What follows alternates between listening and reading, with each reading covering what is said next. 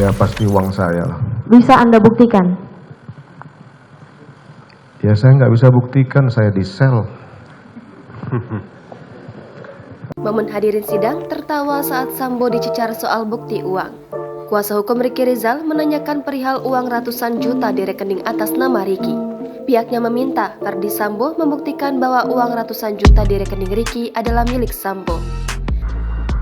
Apakah saudara meminta atau memang memerintahkan Ricky dan Joshua untuk mengatur keuangan rumah tangga? Nanti ditanyakan ke istri saya, tapi sepengetahuan saya memang mereka berdua yang mengatur operasional dari... Tapi setahu saudara itu uang saudara atau uang siapa? Ya pasti uang saya lah. Bisa Anda buktikan? Sambo pun menegaskan uang ratusan juta di rekening Ricky adalah uangnya.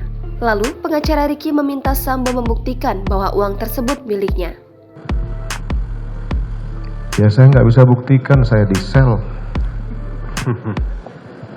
Terlihat kesal, Sambo mengatakan tidak bisa membuktikan karena saat ini dia juga ditahan di sel. Jawaban Sambo itu pun lantas membuat para hadirin sidang tertawa. Hal ini disampaikan oleh Ferdi Sambo saat memberikan kesaksian di sidang pemeriksaan lanjutan dengan terdakwa Kuat Ma'ruf, Richard Eliezer, dan Ricky Rizal di Pengadilan Negeri Jakarta Selatan pada Rabu 7 Desember kemarin. Sebelumnya, Ricky Rizal mengungkapkan dirinya mengelola uang 600 juta rupiah dikatakan milik Ferdi Sambo di dua rekening atas nama pribadinya. Menurut Ricky, uang itu dibagi dalam dua rekening dari dua bank yang berbeda.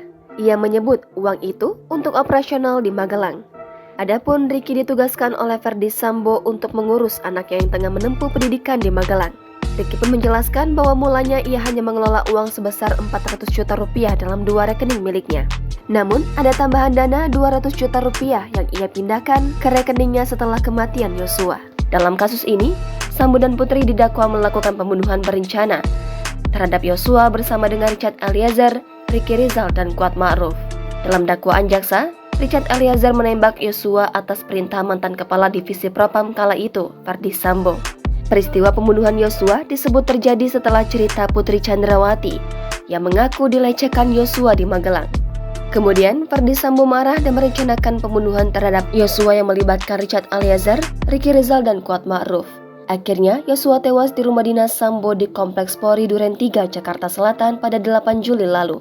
Atas perbuatannya, Richard Eliezer, Ferdi Sambo, Putri Chandrawati, Ricky Rizal, dan Kuat Ma'ruf didakwa melanggar pasal 340 KUHP, subsider pasal 338 KUHP, junto pasal 55 ayat 1 ke 1 KUHP, junto pasal 56 ke 1 KUHP. Jangan lupa subscribe, share, komen, dan like ya.